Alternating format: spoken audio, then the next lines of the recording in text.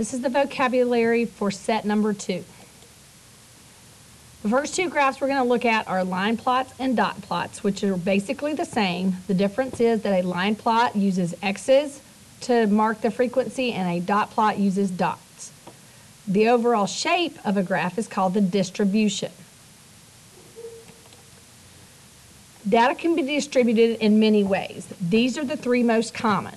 Symmetrical, which means there is a balance to the shape of the data where the peak or highest point of the data is in the middle. Skewed right, where the peak or highest point is on the left side.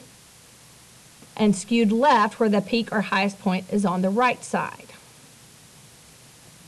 If you have an area of the graph where data is grouped closely together, this is called a cluster. If you have a space in your data, this would be a gap. A stem leaf plot is another way of organizing data, and it uses place value. Typically, the stem is the tens place and the leaf is the ones place. And this is read 72, 72, 74, 75, 76, and 79. You can also create a side-by-side stem and leaf plot so that you can compare between two sets of data. A histogram is a type of bar graph that measures the range of your data. Each bar is referred to as a bin. So between 5 and 10, we have 15 possible miles, 15 vehicles that have 5 to 10 miles per gallon. We have 20 vehicles that have between 10 and 15 miles per gallon, and so on. A frequency table is just a table that tallies the amount for each response. It can be done with tally marks or just with the actual number. There are many ways to measure the center of data, or where the best measure of the data is. You should be familiar with these from 5th grade. Mode, median, mean, and range. A new term is balance point. It is similar to the mean and is the value on a number line where the data would be balanced. We will learn more about this later in the week.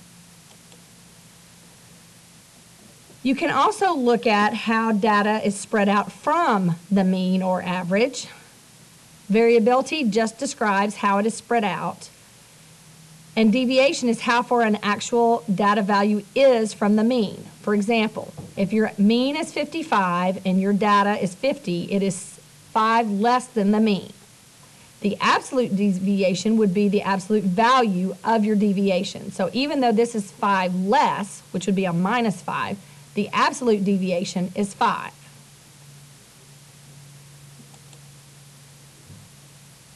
Data can be grouped into quartiles on a box and whisker plot.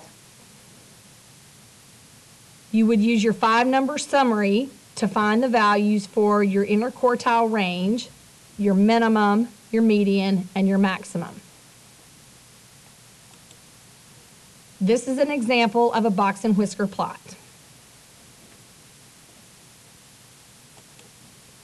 An outlier is a number that is significantly greater or smaller than the rest of your data. This will affect your mean and typically affects the skew of your data as well.